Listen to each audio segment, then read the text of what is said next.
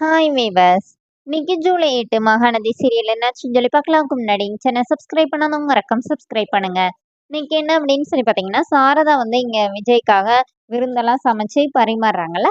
அப்போ விஜய் அதை சாப்பிட்டு பார்த்துட்டு நல்ல டேஸ்டா இருக்குது அப்படின்னோடனே, இப்போ சாரதா என்ன சொல்றாங்கன்னா, பாட்டி என்ன சொல்றாங்கன்னா, ஏற்கனவே உங்க இந்த மாதிரி உங்களுக்கு வந்து விருந்து வைக்கணும்னு சாரதா சொல்லிட்டே இருந்தா. நாங்க காவேரி கிட்ட சொல்லிட்டே இருந்தோம். அவ தான் உங்களுக்கு வேலை இருக்கு, அது இருக்குன்னு சொல்லிட்டு. அதனால தான் இன்னைக்கு வந்து இத ஒரு வாய்ப்பா பயன்படுத்தி விருந்து வந்து சமைச்சுட்டோம் அப்படின்னோடனே, இப்ப தாத்தா என்ன சொல்றாருன்னா, "அப்ப அது விஜய்க்கு மட்டும் தானா? எனக்கு இல்லையா?" அப்படின்னு சொல்லி கேட்டோனே, சாரதா "என்னம்மா, என்ன அத்தை இப்ப போய் இப்படி சொல்லிட்டீங்க? பாருங்க அவர் வருத்தப்படுறாரு" அப்படின்னோனே, "உங்களுக்கும் சேர்த்து தான் சமைச்சோம் சாப்பிடுங்க" அப்படின்னோனே, இப்ப எல்லாருமா சிரிச்சுட்டே சாப்பிடுறாங்க.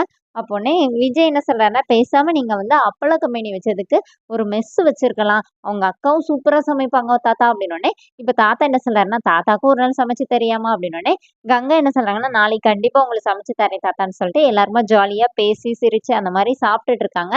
இதெல்லாம் பார்த்தோனே ராகினிக்கு அப்படியே வயிறு எரியுது. அவங்க வந்து இவங்க குடும்பத்தோட இங்க வந்து உட்கார்ந்து அதுவும் ஒண்ணா சேர்ந்து சிரிச்சு பேசிட்டு வேற இருக்கிறாங்களேன்னு சொல்லிட்டு அப்படியே டென்ஷன் ஆகி போயிடுறாங்க. இங்க என்ன ஆகுதுன்னா, தாத்தாவும் விஜயும் வந்து பீடா போட்டுட்டே பேசிட்டு இருக்காங்க. அப்போ உடனே தாத்தா என்ன சொல்றாருன்னா, "விருந்துல இருந்து இதுவரைக்கும் எவ்வளவு டேஸ்ட்டா சமைச்சிருக்காங்க பாத்தியா? நம்மகிட்ட இல்லாத ஒண்ணு அவங்க கிட்ட வந்து அல்லல்ல இருக்குது. அவங்க வந்து எப்படி ஒரே குடும்பமா சிரிச்சு பேசி ஒரு சந்தோஷத்துல இருக்கிறாங்கல்ல. காசு பணம் இல்லாட்டியும் இதுதான்டா முக்கியம். நீ அந்த வீட்ல இப்ப நீயும் ஒருத்தரு. என்னைக்கா இருந்தாலும் நீ வந்து அந்த குடும்பத்த விட்டு வெளியிலயே வரக்கூடாது. உனக்கு இப்படி ஒரு குடும்பம் கிடைச்சதுக்கு நீ குடுத்து வச்சிருக்கணும்." அப்படிங்கிற மாரி தாத்தா ரொம்ப இதா பேசுறாரு. இதெல்லாம் விஜய் அப்படியே தாத்தா பேச பேச கேட்டுட்டே உட்கார்ந்துருக்கிறாரு. இங்க என்ன ஆகுதுன்னா, ராகினி போய் பசுபதி கிட்ட போய் ஓன்னு அழுறாங்க. இந்த மாரி நான் என்ன செஞ்சாலும் இதாக மாட்டேங்குது. இப்ப அந்த குடும்பத்தோடயும் அங்க வந்து உட்கார்ந்துருக்காங்க. எதனாச்சும் பண்ணியே ஆகணும்ப்பா. அவங்களுக்கு வந்து பெரிய அடியா விழணும். இந்த இந்த இடத்த கூட அவ எப்படி என்ன ஏமாத்தி வித்தா? அப்படி இப்படின்னு சொல்லி ராகினி உட்கார்ந்து அவ பசுபதி கிட்ட அழுதுட்டு வராங்க.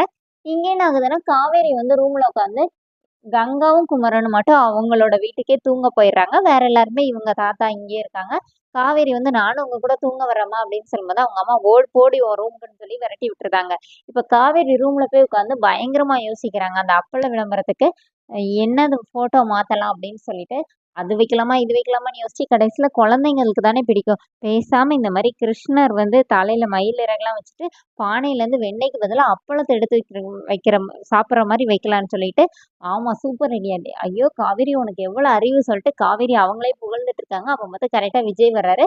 என்ன செல்ஃப் மோட்டிவேஷனா அப்படின்னோனே, பார்த்துட்டீங்களா அப்படின்னோனே, லைட்டா அப்படின்னோனே, என்ன அப்படின்னு கேட்குறாரு. அப்ப காவேரி சொல்றாங்க, எல்லா புகழும் உங்களுக்கு தான். உங்களால தான் நான் இப்படி ஒரு இதே கண்டுபிடிச்சேன். அப்படி இப்படின்னு சொல்லிட்டு அவங்க பில்டப் போட்டுட்டே இருக்கிறாங்க.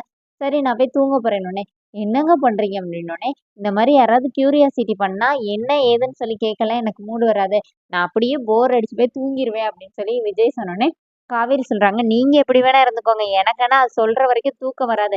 நான் சொல்றத மொத கேளுங்க" அப்படின்னோனே, விஜய் என்னன்னு கேட்குறாரு. இந்த மாரி அப்பள விளம்பரத்துல வந்து அந்த ஃபோட்டோவ மாத்தணும்ல. அதுக்கு நான் ஒரு ஐடியா கண்டுபிடிச்சிருக்கேன்னோனே, இப்ப விஜய் கேட்குறாரு, "ஃபர்ஸ்ட்டு அந்த ஃபோட்டோவ ஏன் மாத்தணும்? என் ஃபோட்டோவே இருந்துட்டு போட்டுமேன்னோனே" காவேரி அப்படியே ஷாக் ஆகி உட்கார்ந்துர்றாங்க. அதோட என்னோட எபிசோட் ரன் பண்ணிட்டாங்க. நாளைக்கு என்னன்னா, ராகினி கிச்சன்ல நிக்கிறாங்க. இப்ப அக்கா, தங்கச்சி எல்லாருமே அங்க இருக்கிறாங்க. சாரதாவும் இருக்கிறாங்க.